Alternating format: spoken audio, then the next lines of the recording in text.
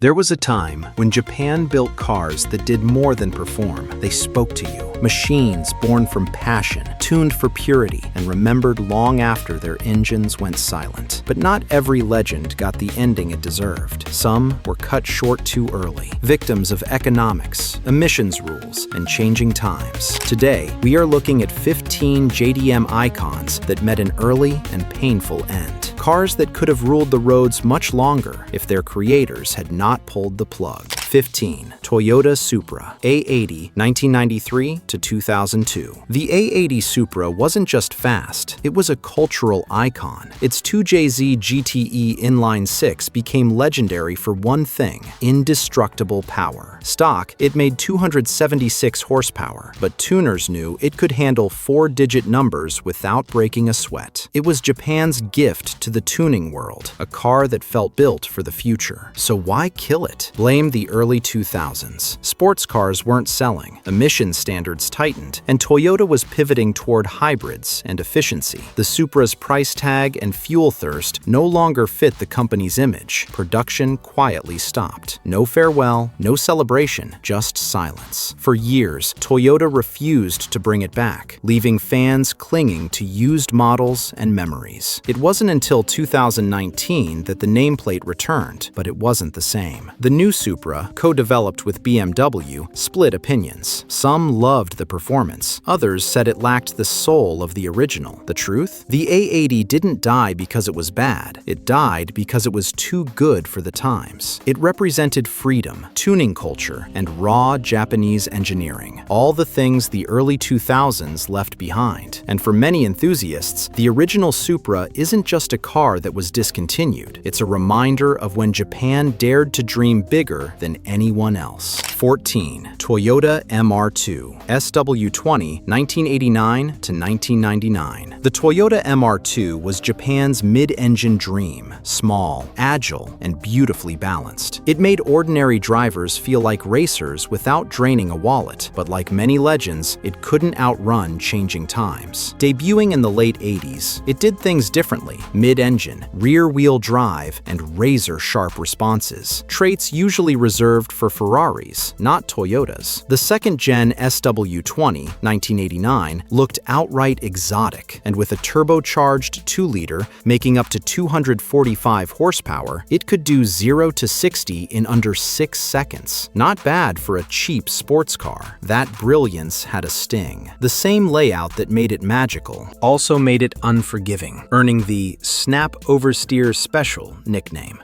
Insurance climbed, accidents followed, and Toyota softened later models, safer but less thrilling. By the late 90s, emissions tightened, sports car sales slumped, and Toyota pivoted to safer, more profitable cars. The MR2 faded, replaced by crossovers and hybrids. The final MR2 Spider tried to rekindle the spark, but the magic wasn't the same.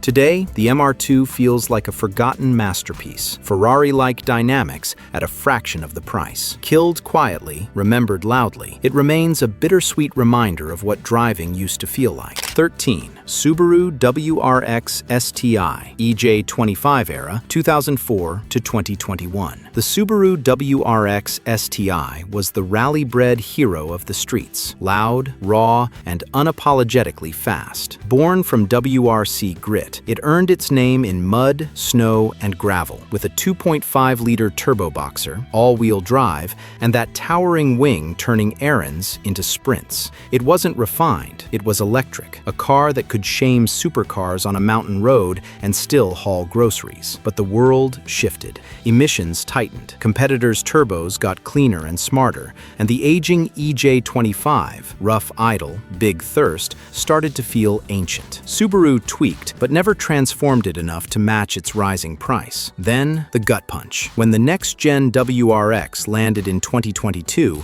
there was no STI, not even a hybrid. Officially, it didn't fit future regulations. Unofficially, the old-school rally monster didn't fit a market chasing EVs and crossovers. The STI didn't just end, it vanished. No farewell, no special, just silence. That stung, because it stood for something pure, the raw bond between driver and machine.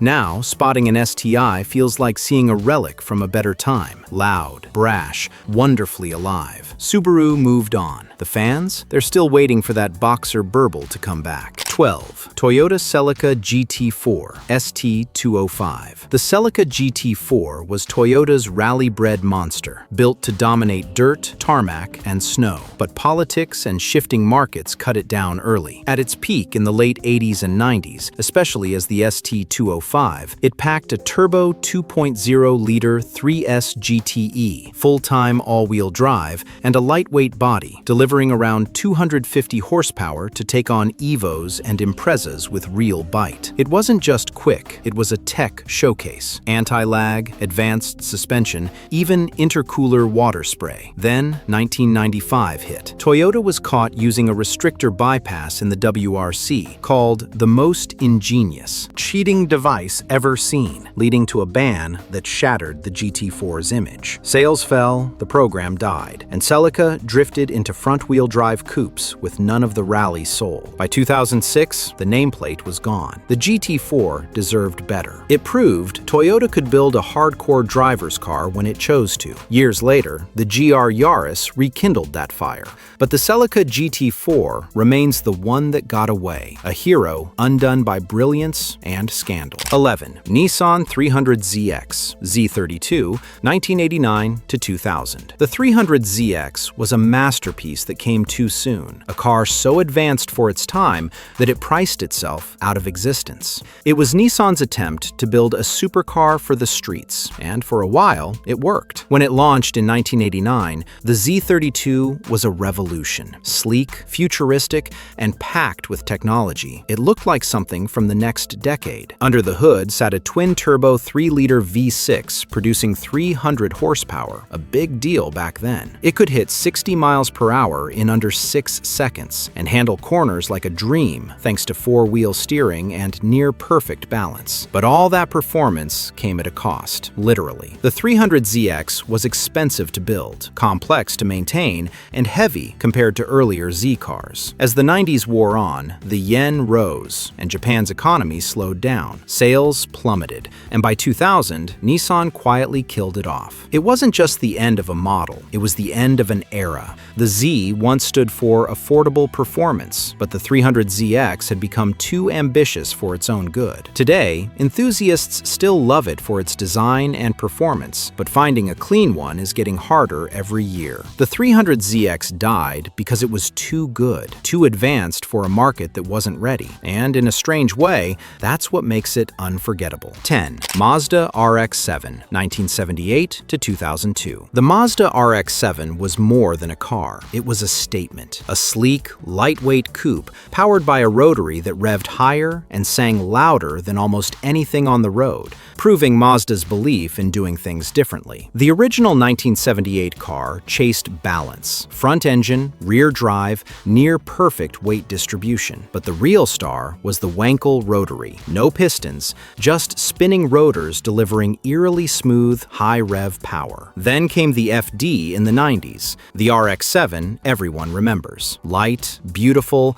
and armed with a twin-turbo 13B REW, making around 276 horsepower, it paired with sub-1300 kilograms to feel explosive, carving corners with Porsche rivaling. Precision and a turbo kick like pure adrenaline. The magic had a price. Rotaries love revs, but hate neglect, sipping fuel and oil and punishing poor maintenance. As emissions tightened and reliability mattered more, keeping the RX-7 alive made less sense. By 2002, 2002, it was gone, ended by the quirks that made it special. The RX-8 tried to carry the flame, but never the same. The RX-7 defined an era, light, pure, and perfectly flawed, and it left with one of the most distinctive engine notes ever. 9. Mitsubishi 3000 GT, 1990 to 2000. The Mitsubishi 3000 GT, or GTO in Japan, was a rolling showcase of early 90s technology, an over-engineered grand tourer built to compete with the world's best. It featured a twin-turbo V6, full-time all-wheel drive, four-wheel steering, and even active aerodynamics with pop-up headlights. It was a technological marvel. The flagship VR4 model was a true powerhouse. Its 3-liter twin-turbo V6 pushed 300 horsepower in early models, climbing to 320 horsepower later, making it seriously quick in a straight line. But the real story was the tech. Adjustable exhaust, active suspension, and an active rear spoiler, all standard. It was a statement that Mitsubishi could build a futuristic, world-class super coupe. But that complexity was its downfall. All that high-tech gear made the car heavy, expensive to build,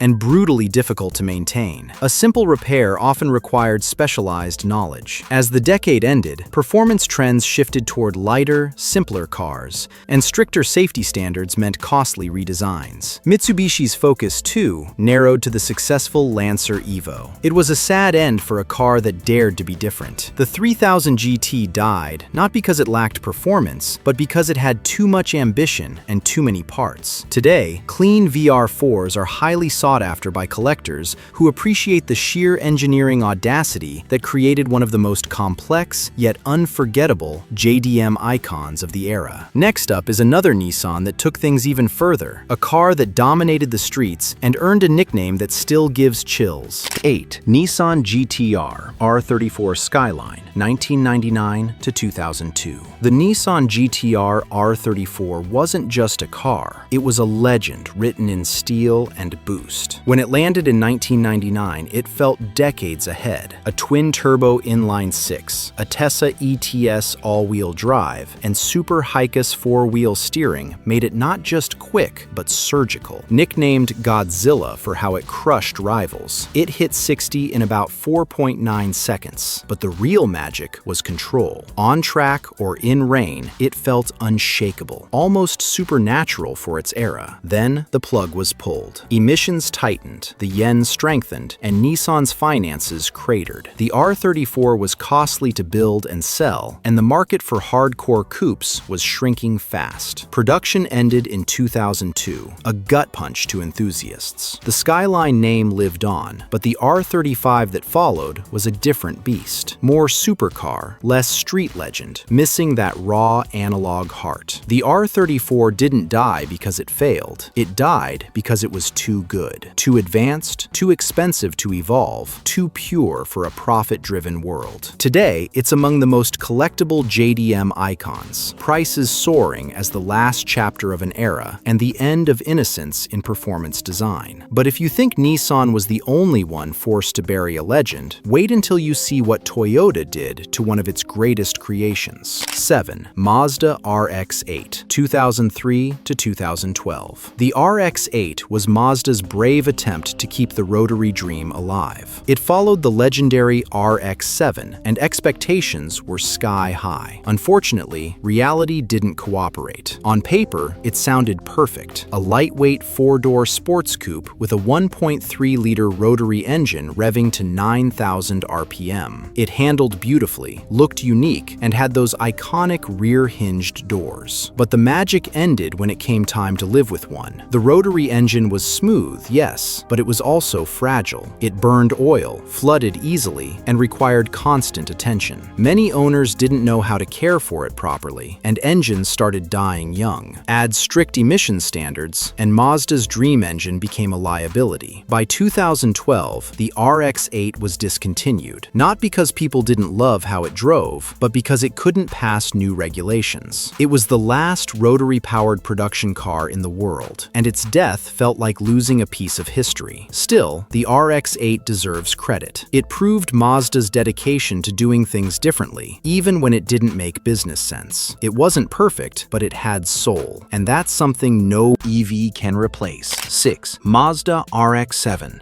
FD3S, 1992 to 2002. The Mazda RX-7 FD was a masterpiece, sleek, light, and built around the 13B RAW twin-rotor rotary. It wasn't about brute power, it was about balance, 50-50 weight distribution, razor-sharp handling, and a driving feel so pure it felt alive in your hands. It made around 276 horsepower, but the magic was delivery. Sequential twin turbos gave a smooth, rising surge to redline, and the rotary didn't rumble, it screamed, high-pitched and otherworldly. On a mountain road, few cars could keep up. Light on its feet and beautifully tuned, it's still hailed as one of the best handling cars ever made. But brilliance came with a cost. The 13B was temperamental. It loved revs and demanded strict maintenance, fuel and oil. Neglect invited apex seal failures and blown turbos. Add tightening emissions and rising costs, and Mazda's dream became unsustainable. By 2002, it was gone. The RX-8 tried to carry the torch, but never matched the magic. The RX-7 wasn't just a car, it was a feeling, a rare bond between human and machine. It didn't die because it failed. It died because the world didn't understand it. And speaking of misunderstood legends, the next car was born from Nissan's racing heritage, built to dominate, but crushed by its own company. 5. Nissan Silvia S15, 1999 to 2002. The Nissan Silvia S15 was the final chapter in a beloved lineage. Light, rear-wheel drive, perfectly balanced, and powered by the SR20 DET Turbo 4. It wasn't just quick, it was a tuner's dream. The quoted 250 horsepower was merely the beginning. A few bolt-ons and a bigger turbo, and it could punch far above its weight. It looked the part too. Sleek lines, low stance,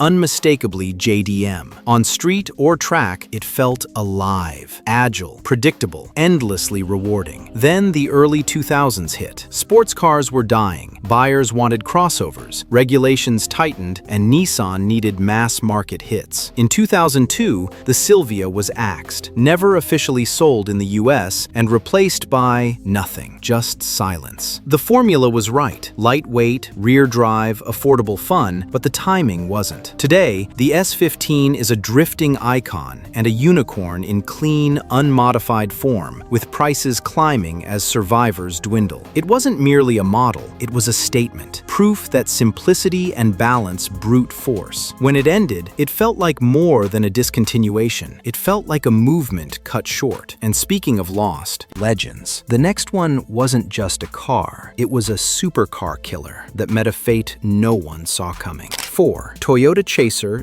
/ Mark II JZX 100. The Toyota Chaser was Japan's ultimate undercover sports sedan, a family car that could destroy sports cars without breaking a sweat. It had everything a sleeper lover could ask for: rear-wheel drive, turbo power, and subtle looks. Powered by the legendary 1JZ GTE engine, the smaller brother of the Supra's 2JZ, it made around 280 horsepower stock, but tuners knew it could handle way more. Some modified versions easily pushed 600 horsepower, all while looking like your uncle's company car. That was the magic of the Chaser. It didn't scream performance. No flashy spoilers, no loud graphics, just clean lines and quiet confidence. It was the perfect blend of business and boost. So why did Toyota kill it? Changing market demands and stricter emissions laws. By the early 2000s, buyers wanted safer, cleaner, more efficient sedans, not turbocharged drift machines.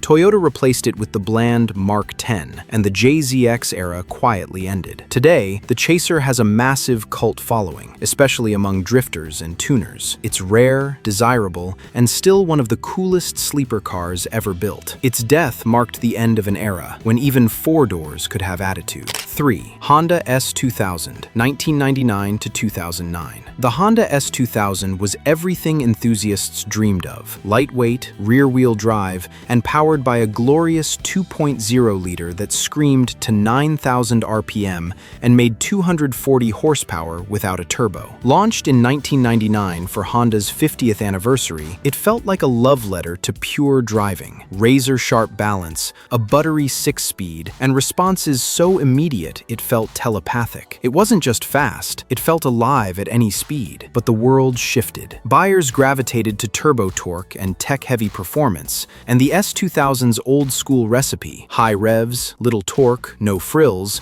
started to feel demanding. It rewarded skill and punished sloppy inputs, which didn't help as tastes changed. Then, the late 2000s downturn hit. Honda cut costs, leaned into hybrids and practicality, and in 2009, the S2000 ended quietly. No replacement, just silence. For fans, it marked the end of something rare. Honda's last truly raw sports car, a time capsule of feel over figures. Its legend has only grown, prices rising, builds thriving, and that F20C still sending chills. It wasn't killed by failure, but by changing times. A driver's car. In a world drifting from drivers. Next up, a car that carried Mazda's soul until emissions and economy strangled it out of existence. 2. Mitsubishi FTO, 1994 to 2000. The Mitsubishi FTO was a compact sports coupe that deserved far more attention than it ever got. It looked sharp, handled beautifully,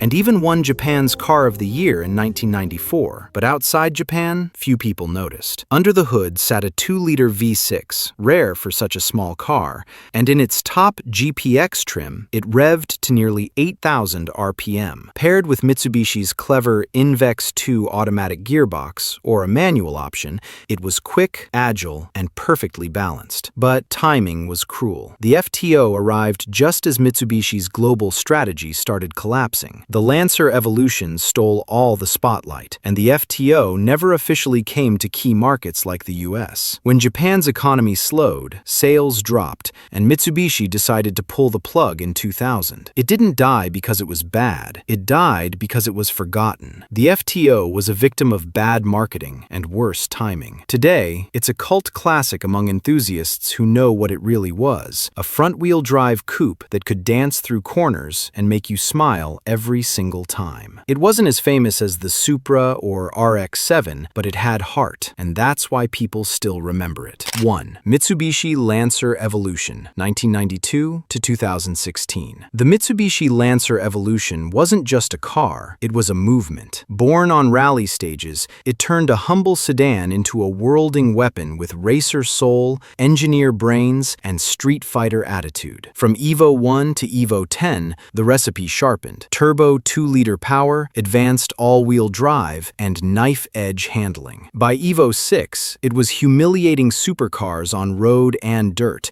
caring nothing for luxury, only results. Its tech was wizardry. Active yaw control and later super all-wheel control gave reflexes that still humble modern performance cars. It was a car to fight with, rewarding precision, punishing mistakes. But purity is expensive. Emissions tightened, buyers drifted to SUVs, and accountants won. In 2016, production ended with the Evo 10 Final Edition, a quiet goodbye to a Japanese icon. Fans were gutted because the Evo was honest, raw, loud, unfiltered, living for corners and loving boost. It proved performance comes from passion, not prestige. While rivals softened, it stayed wild to the end. The Lancer Evolution didn't fade away, it went out swinging. And with that, we close this list of JDM legends lost to time. Cars that defined an era, inspired generations, and reminded us that true performance comes from the heart, not the badge.